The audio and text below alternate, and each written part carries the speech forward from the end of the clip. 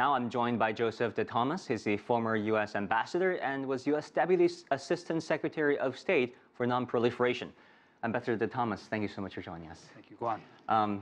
We know that General Mattis made it very clear that the U.S. diplomatic teams, namely Ambassador Haley and Secretary Tillerson, are leading the U.S. efforts. Military options are on the table, but they're more or less serving as a military deterrent.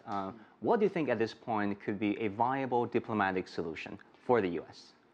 It's going to be very difficult to have a viable diplomatic solution. It would have to involve certainly something to remove the current threat of a DPRK intercontinental ballistic missile targeting the United States.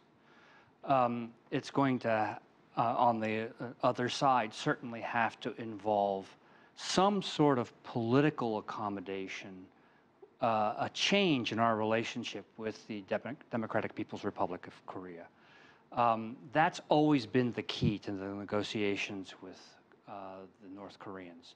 There has to be a political change. Now, the way the North Koreans define that is to remove the state of hostility. Mm-hmm. But then what they include under that are things that are well beyond what the United States could accept. So we have to find some way to reach a political accommodation with North Korea, while they have to find some way to walk away from this nuclear component. What could be a breakaway for two sides? We know talks made some breakthrough in 1994 when Bill Clinton was president, the Agrarian Framework, but later President George Bush made this axis of evil comment that really offended some North Koreans, and the regime walked away from talks, and now we have this strategic patience, and now to President Trump's presidency. So what could be a breakthrough for President Trump and Kim Jong-un? That's going to be a remarkable achievement if it can be brought about. It seems to me that you're going to need to have a change of mentality on both sides. And that may mean we have to have this war of words, and we have to have this crisis atmosphere, because both sides have to stop and say where we're going is not going to work.